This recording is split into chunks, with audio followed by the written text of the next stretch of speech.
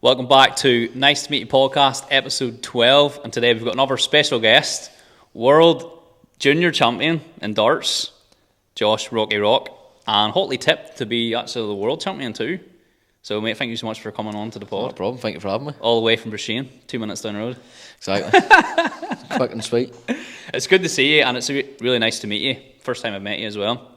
And it's actually good to see like a world champion like coming from Broughshane. Someone from Broughshane doing something mad with their life. It's pretty insane. Like, and I seen you on Sky Sports actually. I get my hair cut in here, and I think you do too, don't you? I do too, yeah. Chrissy. Oh, Chrissy, best barber about. He's giving us the sick fades. Like that's where I get my hair cut too. And he actually told me about you first. So I seen a wee bit of you on like Sky Sports because you're getting a lot of television time at the minute as well. And Chrissy was like, "You know Josh Rock?" And I was like, "I've heard of him. Actually, I've seen him like advertising shit on Sky Sports." He's like, he comes in here, gets his hair done, and she bring him on the pod, and here we are. So shout out to Chrissy for the sick fades and helping me get Josh Rocky Rock on. Cheers, Chrissy. But yeah, first question, mate. You've done a lot of mad stuff. 2022 has pretty much been your year. You achieved literally so much. But I want to strip it right back to even how you begin, because for me in my world, I don't even imagine like growing up as a kid wanting to be a darts player. I don't know if that's been your life or not, or how did you kind of start darts, or did you just kind of stumble into it? No, well, I started at an early age because when my mum and dad were together at the time, my dad only actually started playing darts when I was born. So I've obviously got a bit older and actually got into it because I seen him throwing all the time. Yeah. Used to watch him constantly, and it was really from then. Yeah. I just fell in love with the game. I was about 2 or 3 years of age. Flip me. That young, like? So I'm 21, so it makes me feel old, but look back on it, you know. So 2 or 3, so I've been at it a long time. Had you ever played any other sports or interest in any other sports? I used to play football. Used to play under 16 and 17 football for Antrim Rovers. Antrim Rovers, yeah. How did you get on with them? Wasn't great. No. Playing fullback as well. I was right back. Like a Gary Neville. Back to changing rooms. A prime Gary Neville. I think I was better than him. I was one to put on the tackles harder than everybody else. So 2 to 3, obviously you seen your dad play darts and you started playing it. I seen you actually left school as well and you decided to focus on it. Were you actually really good at that age, or did you just feel like I could give it a go? I was okay at that age. I wouldn't say it was fantastic, obviously, because we were still at the learning stage. From at 16, left school, went to Northern Rain College, just actually around the corner. I'd done level 3 sports diploma. I'd done that for 2 years, but also was playing darts obviously in between that. Yeah. But really, I would say my career kicked off was lockdown. Because you had all the time in the world, didn't you? All I done was practice, because obviously no one was working. There's nothing else to do, so stand there practicing all day, every day. Yeah. And where is it you worked? Sorry? Where is it you worked? You had a job at this time as well? I worked in Moy Park. So I did. So between that, and you always knew that like darts was the focus. Like, I want to be a champion. Like, I want to. Obviously, I want to be a champion, but it was just I want to be a professional dart player. I want that to be my job. Yeah, I seen one of your first competitions or first game of darts competitively was outside Fairhill. Was it the Fairhill Bar? Is it Fairhill and the Hawk? Fairhill and the Hawk. The Fairhill Bar and the Hawk. I think something tells me it's shut down now. Played my first competitive game when I was 11, and I beat 2-0 against a man called Tushy. Sadly, he's not with us anymore. Died 3 or 4 years ago, cancer, and it just had the bug for it then. Yeah. And then my mum wanted me to focus on school because she was worried about. That's what parents do, but don't they? Like, of course. Yeah. It's a mummy thing. 100% is. So I focused on school up until I was 16. And obviously I went to tech, but I said after tech that was it. Yeah. Just darts the whole way. Just pack it in. And I did. Yeah, no, that's good. And whenever you got defeated in your first competitive game, did that actually motivate you to do better and go on, or did you kind of hit a wee bump where you're like, I don't know if I'm actually... Oh, I cried because I got beat. Did you cry? Of course, I was only 11. So... that would break your heart, wouldn't it? Broke my heart, but I got the bug that I wanted to win. I wanted to feel the winning thing, obviously. So... And what age was this guy that you were playing? I would say Tushy was about 44-year-old man. So realistically, you should have got beat, shouldn't you? Well, you say that, but I knew. Obviously, you believe in yourself. I was just putting out the double at that age, you know. So, yeah. And were you the only person that age playing? Because I don't know anyone, mate. See, my friend group are like family or extended friends and extended family. I don't know anyone that like plays darts and like young age. Aye. I don't really know many. Yeah.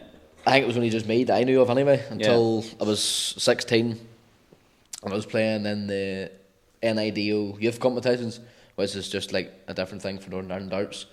And then there was a couple who was actually younger than me at that time. I was 16, who was playing 12-year-olds and everything who just got into it. Yeah. So that's when even I found out there was actually youth darts. Yeah. Because I don't know anyone at a young age that actually does it. Because I guess like it's considered as a sport, isn't it? No way. It is like a full. Well, if you class chess as a sport, I like how darts is a sport. That's true. Me and my girlfriend actually recently took up chess, and we're actually quite good at it. But it's like watching paint dry. It's watching it would be quite boring, but playing it is quite strategic, and I'm sure it's the same with darts. You're obviously strategically trying to hit the numbers, what number do you need and stuff. Oh yeah, that's true. As well, I actually played darts whenever I was younger too, but it was we had a dartboard hanging up on like a kitchen door. I mean, see the amount of holes I put in that kitchen door, like missing the dartboard. Like it was insane. And then I used to put up Man United. Like we used to put like Man United stickers and all on it to like try and hit it because we're Arsenal fans. Arsenal fans. Exactly. Mine was usually Liverpool, but so. You're putting up the Liverpool players. Like I actually seen your walkout song, mate, as well. Your DJ Chrissy, Welcome to the Party. Yeah. Banging song. I've loved it for years. What was the inspiration to pick that as your walkout song? It's just the way the song goes. I think it gets the crowd going because it's one of them songs with like a beat drop. Because I was listening to it and I was like, fucking hell, I'm ready for a night out. Like I was ready to go out and like start partying. You get some of these dart players with board walk-ons, and I was just like mine because you want to get the crowd hyped and stuff. I love it, so that's why I picked that song. Recently, then televised 9 darter. Got a televised 9 darter, yeah. Saying that was like obviously a big moment for you. That massive. I was standing in practice before playing Vanguard, funny enough, and I missed 2 back to back in practice. I was like, fuck. Missed that in practice. I hit them in practice all the time, but I missed back to back, and I was like, well, my arm feels good here, so I'm happy the way my darts are going. Yeah. Then the first time, who I class as the best player in the world, in my eyes, Van Gerwen. He's arguably the GOAT of darts, isn't he? No, he's not. Phil Taylor. Phil Taylor will always be the GOAT. No one will ever break it. Michael Van Gerwen's maybe one more. Yeah. But what that man done from start to finish is... Phil Taylor for you. Yep. He is the GOAT, as you would say. And explain to people watching and listening, mate, who maybe don't know what a 9 darter is. Like, what is that? It's like a hole in one on golf or a 147 on snooker. That's the best thing you can hit. So, and especially it being televised as well.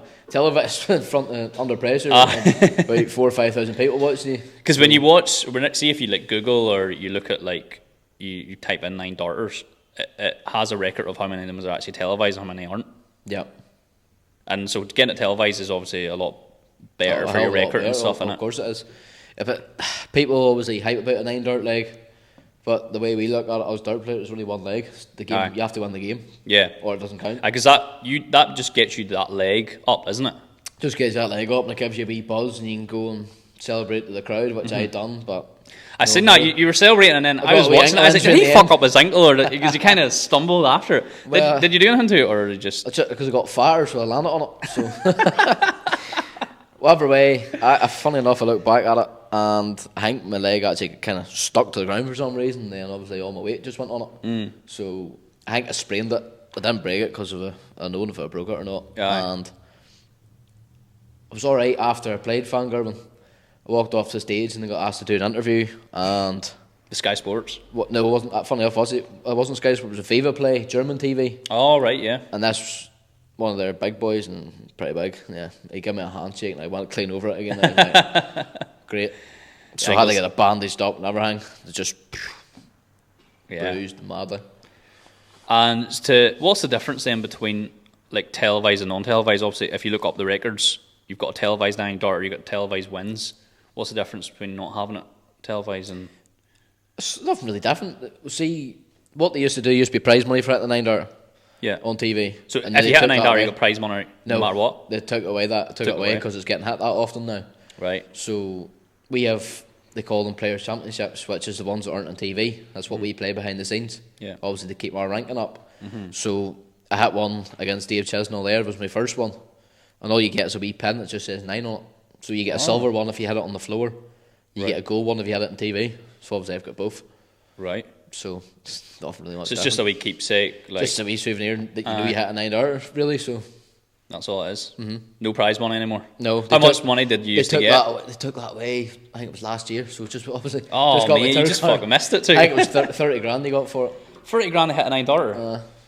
It's not easy to hit. Man. So obviously it's the same as 147, but obviously because snooker and darts is owned by the same person, Barry Hearn, who I like to call me Uncle Barry because he likes me too much, and they still have prize money for the snooker, but it was only like 4 grand now. Well, sent only like 4 grand, but it was obviously bigger. 4 grand is nothing compared to what prize money you would be getting. Like. Exactly. And non-televised darts then is just in a private room. You're saying private room, yeah. No crowd. No crowd. No TV cameras. Bring your manager. You can bring one person from your family. Like if it was me, obviously I bring my fiancée Sarah. Yeah. I'll bring her with me, but she hasn't given me yet because obviously she's not like watching you. No, not like really. She would get nervous and stuff. Nervous as anything. Really? See, she was with me over at the World Championships when I was there. The first 2 games. So just before I played the first game, obviously I had to wait to come out from the curtain to go up to the walkout bit. And she seen me, she started crying straight away. I didn't see her at this point, and then obviously I walked up and slapping all the fans' hands, and I went to her, give her a kiss, and I just see the tears dripping down her face. But I didn't click onto it because obviously it was in that moment I was playing the World Championship, biggest competition of the year. You're focused, like. And then as soon as I won, I walked off stage. She's still crying again because I won. So she's the main part of my career, to be honest. So. Yeah, not fair play. Shout out to her. I always do wonder, like, see the darts players. Obviously, there's a big drinking culture in darts. Like, I know a lot of people that would go to watch it in like the SSE and stuff. Yep. And like, it's a big day out. It's one of the best atmospheres, to be quite honest. I've never been to one, but I actually do want to go one. Just sit and day drink, like. But next week it starts in Belfast. Let's go, mate. Well, this will probably be out before. So, do you drink as well? I don't. I drink water. Just drink water. Mm-hmm. I always do wonder. I'm like, how the fuck? Like, could everyone be drinking around you and you're not like getting on? Especially with your walkout song too, mate. I'd be fucking hitting the Volga Coke like. It was so nice to some people. It was not my appetite, so I just drink water and stick to water. You need to focus on the game, like, don't you? Yep. So December you got put out then. Yep. Of the World Championships. What was the highlight of your year then, 2022? Would that even be a highlight? Because it was the last 16. Last 16 you got to, so that was your chance to get into the quarters. Is it still a highlight for you to get the last 16? Of course, 16? A highlight. But first year, still bummed that you I think my through? whole year has just been a highlight because I struggled at the very start because I didn't win anything at the start. Mm-hmm. I lost the first 4 or 5 games I played, and then everything clicked after that. Yeah. So I've seen people who in the first year, there's obviously the PDC do these award thing, newcomer of the year. Last year's newcomer was ranked number 50 in the world. And this first year, I was nearly in the top 32 in my first year. So now you're ranked 36? 36 in the world. So and that's your first year playing? First year playing, so what can I not do this year? Exactly. Top 16 this year. Well, that's what I'm aiming for, is top 16. Mm-hmm. So. Top 16 means you automatically qualify for everything. So you don't, at the minute, you're still like doing qualifiers. Well, this year, funny enough, I've actually qualified for everything because of order of merit, because there's different things we have to do to qualify. Mm-hmm. And I qualified for all the majors this year on TV, so on TV quite a lot this year.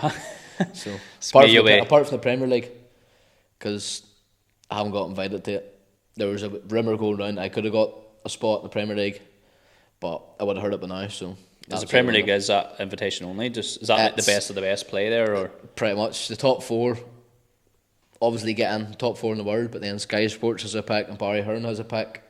So I haven't heard nothing yet, so I don't think I'll get it. But if I got it, bonus. And is that just like is that a knockout competition, or is it like a league table competition? It's just like football. It's like a league table, so there's 8 players, and obviously whoever comes last, there's obviously prize money for coming last. I think it's like 45 grand. Yeah. Even if you come last, but the winner gets like 250. And you're playing each other like once or twice every. Once a week. It's every Thursday night you would play for about 18 weeks in a row. And is that televised?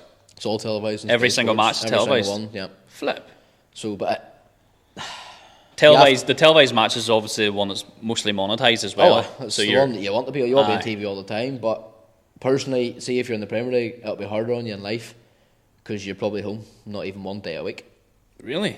Because we would play on the weekend, so we would fly out on the Thursday, play Friday, Saturday, Sunday, home on the Monday. Mm-hmm. So if you're playing the Premier League, you'd be, for instance, depending on where it is, because it's only UK based, apart from one's in Holland. Yeah. Out of it all, and so you're home Monday, so Tuesday you're leaving on Wednesday because you're playing Thursday. And where's the Premier League based at?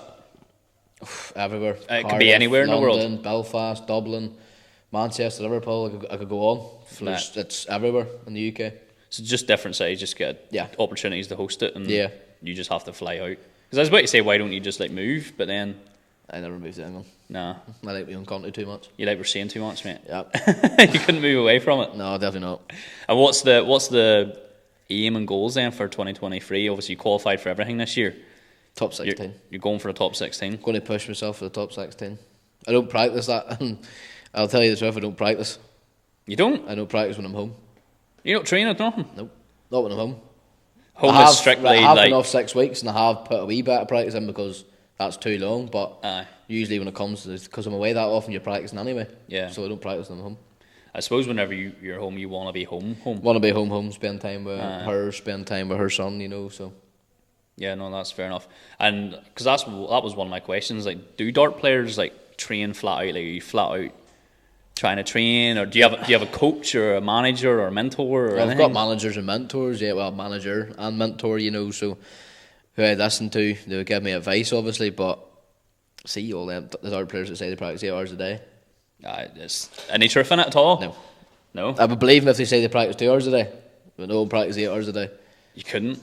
You barely, even if you've got a full-time job, mate, you're barely working the 8 hours that you're working. That's the way I look at it. So you start working at 9 o'clock and finish at 5. Aye. So you think you're going to throw darts from 9 o'clock to 5? No, Definitely a chance. I couldn't even do it for like an hour, never mind 8. Well, I could do it for 6, but that's always easier playing the whole day anyway. Aye. So we're usually at the venue for about 9 o'clock, 3 hours before it starts. So there's 3 hours there, and then it finishes about 5. Mm-hmm. So there's 8. There's 8 hours you're actually throwing. But you're not obviously throwing constantly because you're going to sit down, take a break until you're up playing again. Yeah. So.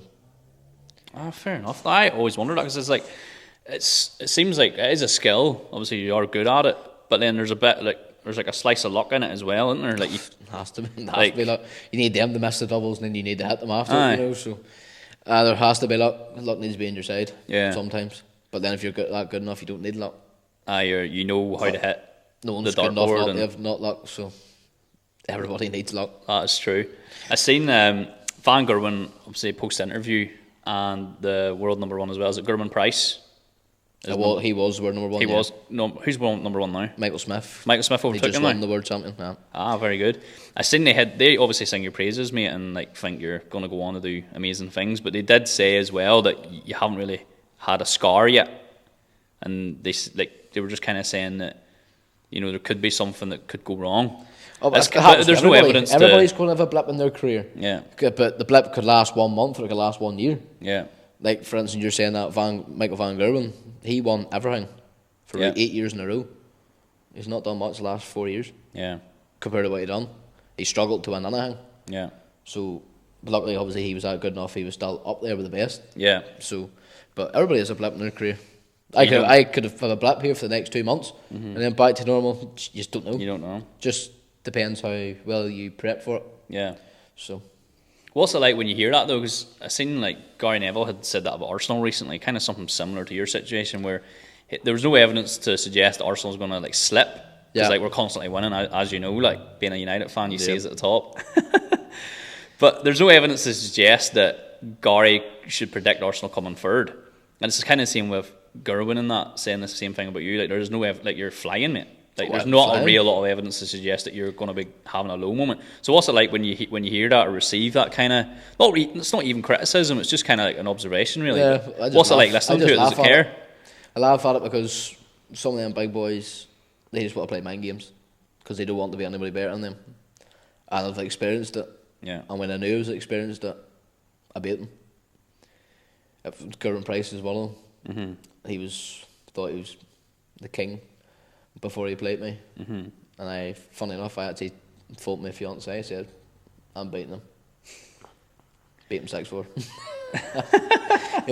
It's just. What was that like when you beat? Because he was, what rank was he when he was number one when you beat him? I played him.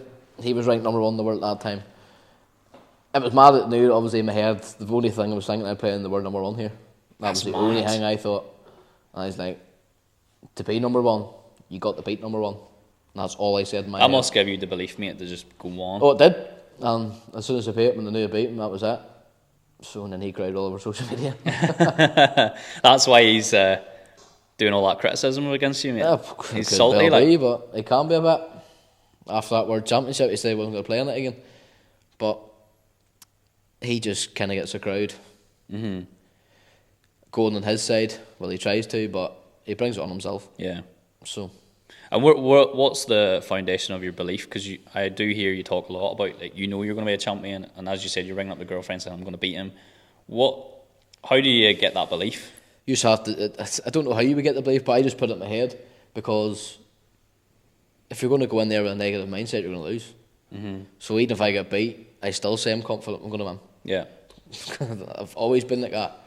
So if you don't have that, it means you just haven't got the heart or the head for it. Yeah. So I always just go in saying, well, I'm confident I'm going to win. You have to be. Yeah.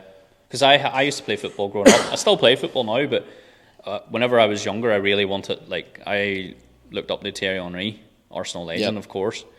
And I was like, I really want to play for Arsenal, I really want to, like, be a footballer and that. But then I guess growing up, I probably didn't actually have the actual belief for it. Like, I maybe thought it was nice, and I maybe believed, maybe I can. But I didn't actually believe, like, no, I know I can. Like, I will do it. Yep. So it's hard to get that. And I've seen something you said as well. I think you were talking about the footballing days that you had, and you were saying, like, if you're doing any sport and you don't believe you can be the best at it, like, there's literally no point. No, exactly. Because if you don't believe, you won't achieve. So if you don't believe in what your ability is, then either fix your head now or give up. No, or change sport. Or change sport. Yeah, with Gerwen Price, professional rugby player, and he went to darts. That's mad. That transition he had, like, that's crazy. That was probably the most randomest one. Aye. To be fair. It's a good example, but of, as you say, it's a very good example, and it's a good way for people to learn of Gerwen Price, because obviously professional rugby player, played for Wales for his country, and then becomes world number one, the world champion in darts also. So yeah, it's mad. No, that's pretty cool. And your favourite darts player as well, you said it was Gary Anderson, the Flying Scotsman. Yeah. What is it you like about him so much? He just reminds me, just his attitude. He just goes up there and does it, and he believes he's going to win. And I've just, because obviously it was a young age, always watched him and Phil, but I was more towards Gary. I don't know, but that was just the way it was. And he doesn't play anymore, or does he still play? No, he still plays. He still plays. I think he's going to throw in the towel very soon. Because he's been about, hasn't he, for... Been about years. Aye. I would say he's been about 30 years. I think I've even heard of, like, I knew Phil Taylor, like, he's like one of the biggest names. Yeah. And then Van Gerwen, I heard of him as well. And I think I heard of your man that you like, but you did say you met him recently. You got a chance to meet him, didn't you? Oh, we're obviously in the same room all the time, Aye. but he was only. Is it like a fanboy moment whenever you meet, when you met him? No, but, the first day, obviously being a professional and walking into that room, the butterflies hit my stomach, and I was like, "This is real." Same Van Gerwen walking about, Gary Anderson. I was like, "Holy fuck!" So, but after that, it just left me. But Gary Anderson doesn't practice at all. He just sits there until his game goes, and he's called for his game. So I never got a chance to talk to him, because obviously there's 16 playing boards. Yeah. And you go and you practice on them all if you want to. I always did and got on with all the dart players, but I couldn't have a chance to talk to him because he was never standing up. Yeah. So, but we had a good conversation in Minehead there just before I won the World Youth Championship. We were talking away. We weren't talking about darts, we were talking about life. Yeah. Because that's what I like. Yeah. Just talk about general stuff in life instead of just because we're there playing darts, talk about darts. Aye. You just bore yourself, so you would. So. Yeah. And do you have any like a ritual or anything that you do? Like, see when you wake up in the morning and it's match day. Is there a particular thing that you do, or you eat a particular food or anything like that? You know, where people would have like strange rituals, like they'd get out a certain side of the bed and stuff. No, do you do anything like that? Or how do you prepare? Get out of bed, go for a shower, get a cup of tea, bit of toast, and that's it. That's it. Just land at the venue, mate, and just do your thing. It's nothing like that. Just get up and do it. Because a lot of people do have that stuff. Like, you hear footballers, mate, they have to eat pasta at like 10:30, like dead on 10:30, and then like they do something else, and then they do a certain walk, and then they go to the match. But there's a dart player I know, but I'll not say his name. He gets up in the morning and he just stretches and does sit-ups and push-ups. Dart player. It's not like as if he's like, And he has to do much. And he goes to bed at 10 o'clock every night. Flipping hell. That's up to you. Is there any mad after parties and shit after them dart competitions or what? Probably when it's... not really. You would No? maybe say if, obviously, all the darts is finished for the weekend, if you're not going to go home, you might go out for a drink after it, you might not. Yeah. Just depends, whatever. Like, do you all like get on and like have a group I would chat get and on, shit? I would or? get on with everybody, and they will get on with me. That I know of. Yeah. So there's a couple in there. Well, there's one person I don't get on with. I'm not saying his name, like, but I don't like him. No. He's just ignorant and arrogant. So I'll not say his name. I'll not go any further. I'll flip that. We'll drop that one. Like, but there's no group chat or nothing. Like, you aren't like all buddies and do shit together and all. There's Like, nothing like that. There's nothing like that. At the end of the day, you are competing with each other, so you don't. Exactly. So there's nothing. You can't be like hanging that. about too much. Like, No. no, that's pretty cool. You recently got engaged. Yep. Congratulations. Thank you very much. You were saying the date earlier was January 2025. Yep. How did you pop the question? Was it after like a darts thing or It's something? after I won the word youth. I was about to say, that's like we perfect moment, mate. came home. She threw me a surprise party. Obviously, come back as world champion, pretty much. So Yeah. and I just felt it was right because she's done a lot for me. So Did you come? You came back home ready to do it, like, No, regardless of the I party wasn't was there. thinking about doing it. Oh, you weren't? Wasn't. No. because obviously I wasn't expecting the party, Aye. and then it happened, and I was like, nah, I think I need to do it. I've done it. So Secured her, mate. like, Wife that thing up. Anyway, I told the wedding. Wife that thing up. Well, as you say, mate, you give her a lot of credit for the career that you have. Like, Yep. and she's your biggest fan, isn't she? She does a lot. She does all my social media. Does she? She does my Facebook, Instagram, and Twitter. So.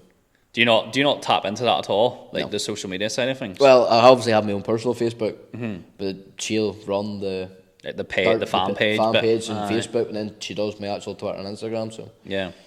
I don't really use it. So she just puts posts up, and that's about it. You're not going to tap into the TikTok world, mate, and start doing clips and stuff? Nah. No. I like watching TikTok. I wouldn't do TikTok.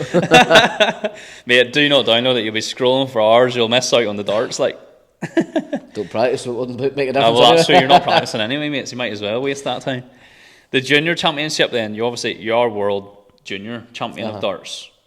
You'll be very soon, hopefully, the world champion in darts in general. But talk us through winning that. How did you kind of build up for that, and what did it feel like winning that one? It felt good, but I don't class it as a world champion because it's not the one I want. You don't count it? No. Well, I'm never going to count it. No one would count it a world youth champion. I see a couple of them who's became world youth champion if they put stars and all on their shirts or whatever. Flip. I not do that. It's not the main one. No. That's not being arrogant or anything. I No. don't think it is to me, but to be a world champion, you need to be the world champion. I may be the world youth champion, but I'm not the world champion. So it was a nice feeling, obviously, when it happened, getting pictures and all. It felt great. Yeah. But when I thought about it, I was like, no, you need the big one. Mm-hmm. Definitely. That's a good mentality to have, though. I think that you have, where you're like, no, it doesn't count. It's not the one I want. As I said, people might think I'm being ignorant about it or put myself down, but no, I just want to be the main world champion, and then I'll be glad to call myself a world champion. Yeah, that's cool, mate. There's a part of the podcast we do that it's called Better at 70, right? So I've got a tattoo on my leg here. It says Better at 70, right? Bit weird, like, but basically why I got it is it's like a quote I live by, basically. So I wake up every day and I get to look at it. So it says Better at 70. It basically means I want to get older but get better in life. Yeah. Most people get older, and you've probably seen it, and they get worse. Yes. Like, their relationships get worse. Their career goes out the window. Their dreams go out the window. So I wanted it to be the opposite for me. By the time I'm 70, everything should be better. Yes. So is there a quote that you kind of live by, that you wake up in the morning and you look at it or you read it and you're like, this is what motivates me to kind of do what I do? Could be anything. Could even be a song or to anything. be honest, no, not really. I would maybe just say a nice wee text in the morning from my fiancée before I go and play. She just says, good luck, go smash it. That's it. That's all you need. Something simple as that. And she does it all the time. Every match day or build up to it. Every match day, build up That's to it. all you need. And she texts me after I win a game, go on or whatnot. That's all I need. Yeah. That's the way I look at it. So. That's cool, like. And you say she doesn't travel with you at the minute? No, because obviously we've got the Wayne, so, and wee man, he'd be hard to look after. Ah, Much as I would love the both of them to come, but I don't think he's ready for it just yet. But hopefully within either next year or year after, he'll be ready to come with us. So he will. Oh, that'd be cool. I see your dad, isn't he? Always travels with you. He's always... No, that was my dad's only travelled with me once. I travel by myself. Oh, do you? All the time, yeah. Every time? Was it just to the... Grand Slam. The Grand Slam one he was at? Dart, yeah. He was going to come to the What a game they actually watched, don't you? It wasn't bad for him.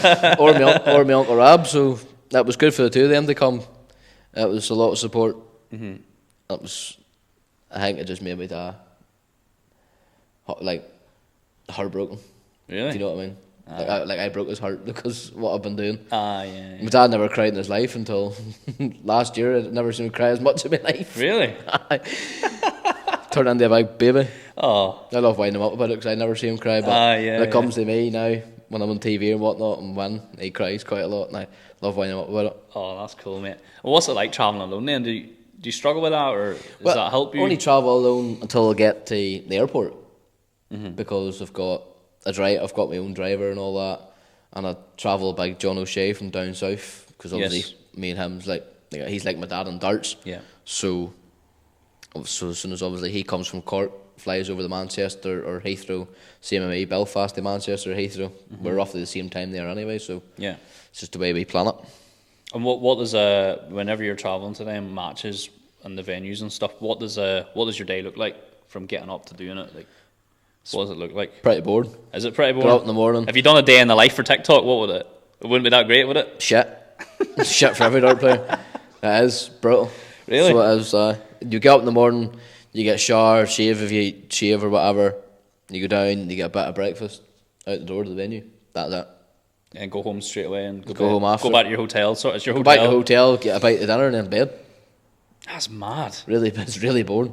But everybody that does something amazing, like I've noticed with like the guests I've had on, or even just watching podcasts like on YouTube and that, see anyone that has a really it looks good on social media or exciting, it actually isn't really that good. Yeah. Like when you see the actual what they do, like they're just a normal day person. It's kind of, they maybe have a camera in front of them or whatever, or it's maybe on TV like yourself, but the day in, day out life is like pretty monotonous. Like, it's obviously after darts it's better, but when you're there playing darts, it's just basic, boring. So it is.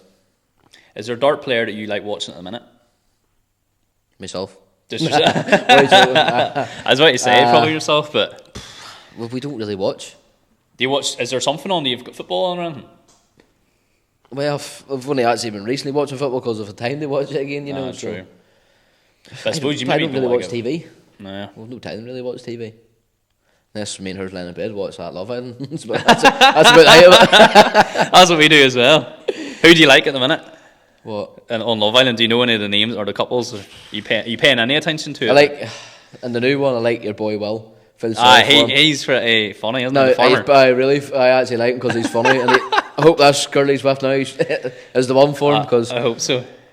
Hopefully he does what you do, mate, and wife her up. Like, well, he's already calling her his wife, so we've only been together 24 hours. So he's quick on the ball. He's a bit of a simp, like. Just a wee bit.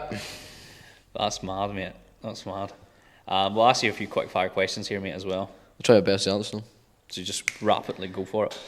So we're in a barber's, and there's a tattoo place up top. Have you got any tattoos? Yeah, I've got 3. 3. What are they? What do they mean? I've got one. It's actually a dartboard in my chest with my granddad's name through it. Oh, that's cool. Just obviously darts was for me, and then my granddad died when I was 4. Yeah. So and I've got a big, lovely Manchester United one there on my leg. Don't like that one, like. You might. And then I've got that one there, Lion.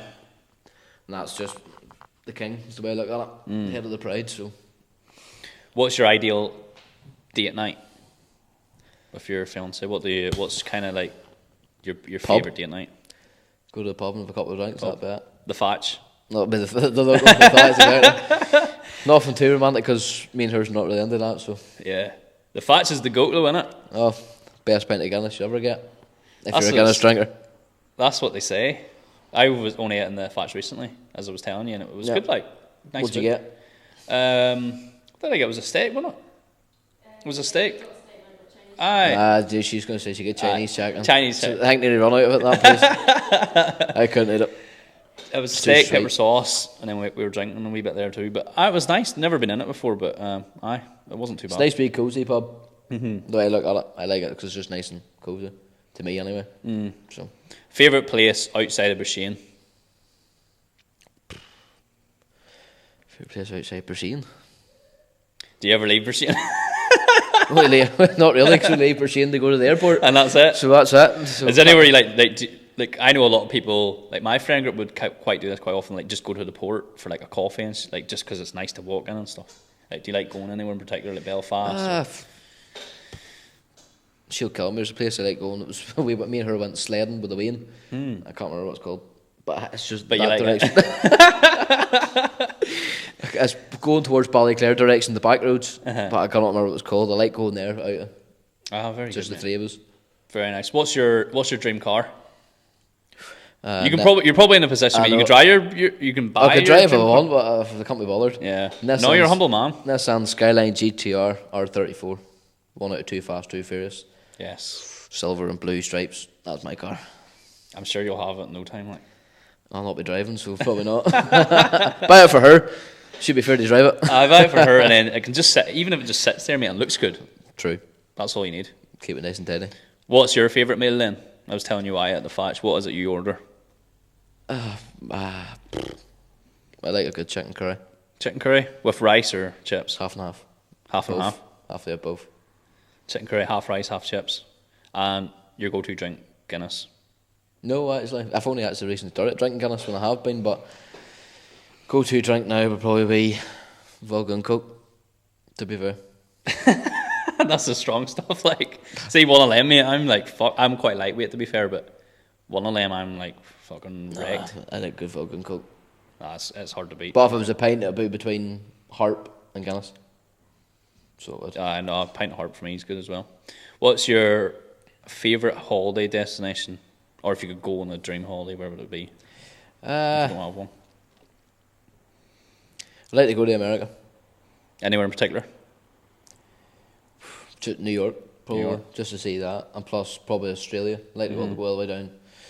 All the way down under. There. Yeah. I'd like to experience that. So I would. New York's good. I actually lived there for like 5 months. And it's mad. Like, see the minute whenever you do go, you fly there, JFK, get in the subway, and then you go the whole way to Manhattan. Yeah. And obviously you're in the subway, so you don't see anything. And you take the first escalators up after coming out of the subway, mate, and your mind's blown. Like, you're like, holy shit, I'm in New York. And like, I can't wait for you to experience that, mate. It's actually unbelievable. Like, hopefully, be nice. You'll be there soon. What is your favourite brand to wear? Like, if you had a pair of shoes or Adidas. Adidas all day. Adidas was comfy as anything.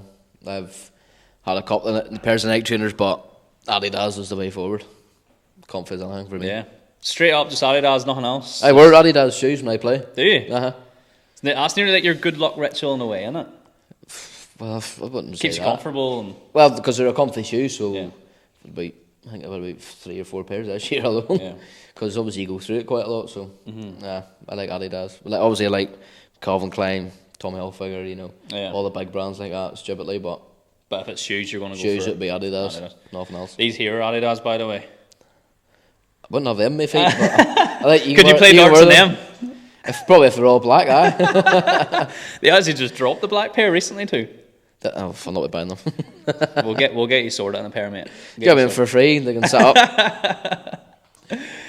Mate, no, that's everything. Really, really appreciate the interview, mate. Well, thank you very much for coming down. And when's your next match? I'm not away again now till the 10th of February. 10th of February. So it all kicks off again. So got an exhibition in Antrim here on the 4th of February, just a week before everything starts again. So next week warm up. Yeah. So it will be. And the match in February, where's that at? It'll be in Barnsley.